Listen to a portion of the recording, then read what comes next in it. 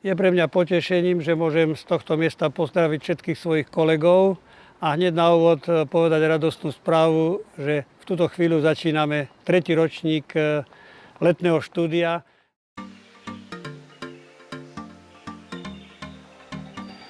Na úvod mi dovoľte, aby som zhodnotil ten uplynulý rok,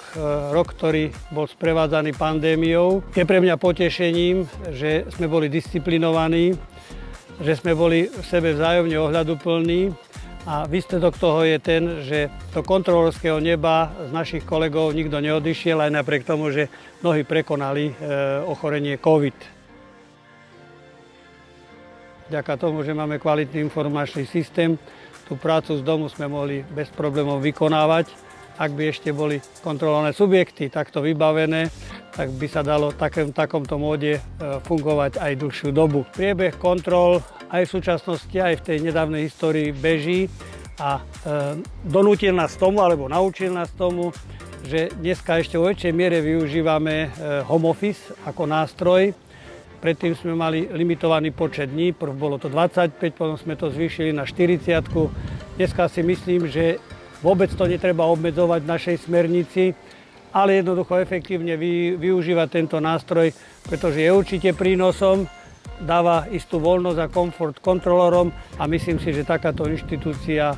tento proces aj potrebuje a je žiadúci, pretože my nie sme výrobná organizácia, kde ľudia stoja za pásom, alebo je to tvorivá činnosť, hlavne pri spracovaní záverov, pri spracovaní pracovných listov treba sedieť veľa za počítačom a je úplne jedno, či sedíme doma, alebo sedíme v práci. Mnoho ľudí si určite myslí, že príde podnet a my hneď nasadíme zásahovú jednotku a ideme do útoku. Nie je to pravda. Kým sa dopracujeme k povereniu na kontrolu, to chvíľu trvá a môžem povedať, že doslova 1 rok. Že rok predtým, než teda spúšťame kontrolu, začneme pripravovať zamerania kontroly, kde potom cez senáty a cez kolegium robíme rozbor týchto kontrolných akcií, posudzujeme, či teda významnosť, poslanie tej kontroly, či budeme prínosom, či sme tam, kde je najviac peňazí, či sme tam, kde je najviac problémov, aby som to odborne povedal, tam, kde sú najväčšie rizika, tam sa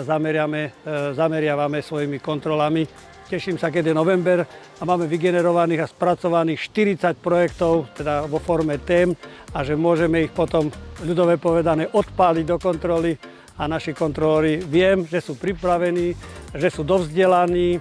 a že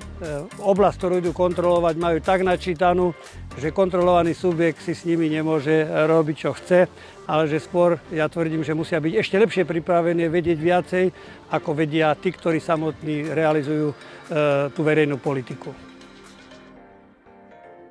Ten úrad predsa len má svoju váhu, že má svoje miesto, našiel si svoje miesto a dneska od predsedu vlády, od predsedu parlamentu, od vysokých ústavných činiteľov dostáva sa nám isté uznania, čo je odmena pre nás všetkých, nielen pre mňa, ale to určite musí tešiť aj kolegov, lebo robiť vo firme, ktorá je zaznávaná, o ktorej hovoria, že za nič nestojí, no nemôže byť motivácia veľká pracovať. Naopak vo firme, ktorá má uznanie, ktorej sa dostáva spoločenského uznania, tam si myslím, že sa oplatí pracovať a myslím si, že aj to hodnotenie je primerané, samozrejme, že mohlo by byť aj lepšie, lebo tých peňazí v tých rodinných rozpočtoch a v tej peňaženke nikdy nie je dosť, ale aj z tohto pohľadu sme urobili výrazný krok dopredu. To leto skôr na také strategické sa zamýšľanie využívam, to znamená, že chceme upgradeovať do istej miery našu organizačnú schému, nejaké drobné korekcie chceme urobiť, čiže cez zbor poradcov chceme sa nad tým zamýšľať, chceme zefektívniť výberové konanie, prijímanie nových pracovníkov, taký nový model, kde by sme teda tak selektovali nie takým hromadným výberom, ale cieleným výberom tých kvalitných ľudí na miesta, ktoré potrebujeme obsadiť. Čiže na to je súce leto, kde síce je voľnejší režim, nie som pod takým tlakom, ale to vedenie využíva ten svoj mozgový trast na také strategické dokumenty a na také strategické ciele, ktoré by sme chceli v budúcnosti dosiahnuť. Moje posolstvo je také, že samozrejme, že práci sa treba venovať, ale prioritou je aj rodina. Rodinné zázemie doma je nesmierne dôležité, lebo ja tvrdím, ak to nefunguje doma, nefunguje to ani v práci. Ak to nefunguje v práci, Nefunguje to v mnohých prípadoch aj doma. Leto je na zotavenie a máme aj my stanovený režim dovoleniek,